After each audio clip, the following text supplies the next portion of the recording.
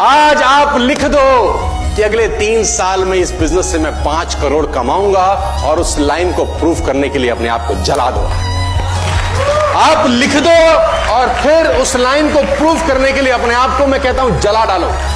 Practice का बहुत बड़ा खेल है। प्रैक्टिस से बड़े बड़े पहाड़ हिट गए। मैं एक कहानी सुना रहा था उस दिन भी किसी को, पाब्लो पिकासो की। पाब्लो पिकासो दुनिया के सर्वश्रेष्ठ पेंटर हुए। एमएफ हुसैन से भी बड़े पेंटर हुए Pablo Picasso. Pablo Picasso New York में एक स्ट्रीट में घूम रहे थे, तो एक लेडी उनसे टकराई। उस लेडी ने पहचान लिया, यू आर पाब्लो पिकासो, मैंने आपको पहचान लिया। भागी भागी गई, एक पेपर लेके आई और पाब्लो के हाथ में दिया। सर, आप एक बहुत बड़े पेंटर हैं, can you draw something for me? क्या तुम मेरे लिए कुछ स्केच ड्रॉ कर सकते हो? उसने एक पेपर लिया, एक पेंसिल लिया और कुछ स्केच ड्रॉ किया उस लेडी के हाथ में। 30 सेकंड में पलट के दिया। उसने बोला, lady, this is for you, this is a painting worth 50 lakh rupees. This painting cost 50 lakh rupees. Lady को तो विश्वास ही नहीं हुआ कि how a person paint a painting in just 30 seconds worth rupees 50 lakh.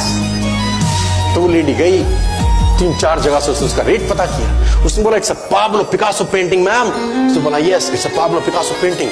कितने का खरीदोगे? मैडम, कम से कम 50 लाख रुपए हम आपके दे सकते हैं इसकी। Lady was shock, my dear, she was shock. 50 lakh रुपए की पेंटिंग 30 सेकंड में। उसने पता किया पाब्लो पिकासो कहां रहते हैं। ढूंढी ढूंढी ढूंढी, एग्जीबिशन कहीं थी पाब्लो पिकासो की। ढूंढते ढूंढते पाब्लो पिकासो के पास पहुंची। सर, आपने मुझे पहचाना, मैं वही लेडी हूं, मैं आपको मिली थी, आपने मेरे लिए एक पेंटिंग ड्रॉ करी थी 30 सेकंड में 50 लाख रुपए की। 50 लाख की है सर? उसने बोला, यस आई नो, मैंने बनाई है। उसने बोला, सर मैं सीखना चाहती हूं 30 सेकंड में 50 लाख की पेंटिंग कैसे बनाई जाती है। पाब्लो ने कहा, लुक मैम, जो पेंटिंग आपने 30 सेकंड में 50 लाख की बनी हुई देखी, उसको बनाने के लिए मुझे 30 साल लग गए। 30 साल लग गए। प्रैक्टिस से दुनिया में बड़े बड़े कीर्तिमान होते हैं सर, और ये आपको जिंदगी में आसमान तक पहुंचा सकता है। आज मैं स्टेज पर हूं, करीब करीब मुझे 15 बरस हो गए बोलते हैं। पहली बार जब मैं स्टेज पर आया, मेरे पैर लड़खड़ाते थे, शिवरिंग होता था मुझे।